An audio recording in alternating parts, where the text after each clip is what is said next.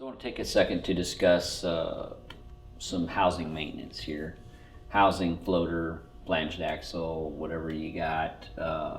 Housing first, which is, these are sheet metal fabricated housings. We do two types of housing. We do a billet housing, or we do these welded sheet metal ones.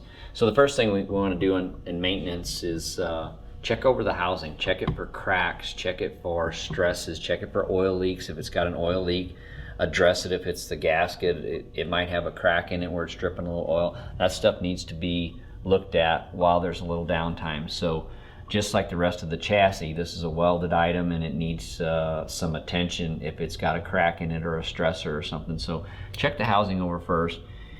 If it's a floater, take the drive flange off of it, slide the axle out. Let's look at the axles and let's check the splines and make sure the splines aren't twisted or worn or this. And also good time to double check the spline engagement. Make sure that you have enough spline engagement on it. You should have at least 1.5 times the diameter of the axle for spline engagement. So check this, check the bearings, just like we went over the front wheel bearings earlier. We need to check these floater bearings. This is an important part of the car. It's got a big, heavy ass wheel and tire bolted to it. You're putting a lot of power to it, so this takes some abuse right here, just like that drive shaft. That little drive shaft's taking a lot of abuse. So is this floater hub and spindle. Knock this off. If it's a floater, knock this hub off. Check the spindle, look for any stress cracks or look for anything weird happening around the seal area to make sure that there's no problems there. Check the backing plates. You'd be amazed how many cars we see come in for totally unrelated item, might need a little update, and we see that there are some marks in the rotor or something where maybe the backing plate bolts have backed out or it's just loose where you take this off and these bolts are just about ready to fall out. When you apply the brakes, it's trying to pull that backing plate bracket off of the housing. So over time, you'll get some stress on those bolts and they'll loosen up. So pull this off. It's real easy. If you just take the drive flange and axle out, then take if it's a Strange, you'll have to take the spanner nut off. If it's a Mark Williams, you'll just have to take the snap ring off and slide the hub and bearings out.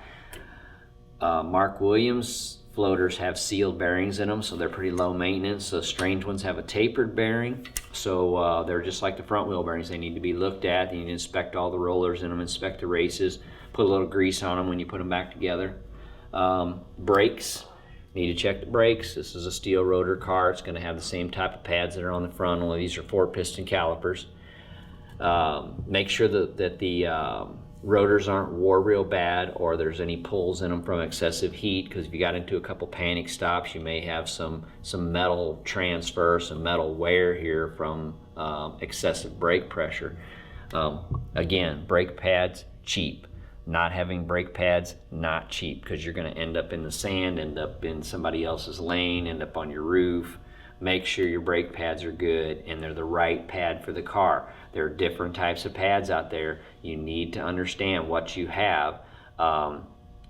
Believe it or not, we have had people that have came up to us looking for brake pads, had carbon rotors, thought they needed pads for steel rotors. So you need to understand carbon rotors need carbon pads, steel rotors need a semi-metallic there's organic or semi-metallic pads. We like the metallic ones because they stop much better. The organic pads for a really fast race car are not good. So you want to use the semi-metallic pads or the full metallic pads. Since we're going over this braking system, carbon pads, carbon rotors. There are minimum thicknesses on the rotors and the pads. So if you check it out on our website, you can look at that stuff and we'll have that information up there for you. But every manufacturer has a little bit different minimum requirements, but you have the two main companies. You have 3 companies for brakes. You have Strange, Mark Williams, and Lamb. All make excellent products. They all have minimum requirements for it. But if you have carbon brakes on the front or the rear or just the rear, you want to check those rotor thicknesses and pad thicknesses, because if they get too thin, the carbon brakes especially get super hot. So you've got to have thickness to them. You cannot let them get too thin and fail on you. They need to be replaced when they're at their minimum thickness, and put some fresh parts on there. The car will stop a lot better, it's going to be safer, and it's not going to get nearly as hot as it was after it wears down. So check that out. Check sure to make sure all this hardware is tight. Axles are in good shape, drive flanges are nice. Lug nuts, good time to maintenance lug nuts. We see cars come in that have the lug nuts just beat off of them from an impact wrench. So first of all, wrench 101 is use a 6-point socket on these things. Don't be an idiot and use a 12-point socket to take this nut off with. It just chews up these corners. Use a 6-point socket, use the right tool for the job. The lug nuts will last a long time. But even with the right socket, the lug nuts get beat up. They should be nice and smooth. The thread should be good. If you've got if the nuts come on and off a lot, like if you run a car that you're maintenance in the back of the car and you're taking the tires and wheels off a lot, get a set of fresh lug nuts and put on the thing. You're holding the wheel and tire on with those 5 lug nuts. So make sure the threads of the studs are good. If they're not, replace the studs. If the lug nuts are worn, get a new set of lug nuts. Very cheap, very good piece to keep up on the maintenance with.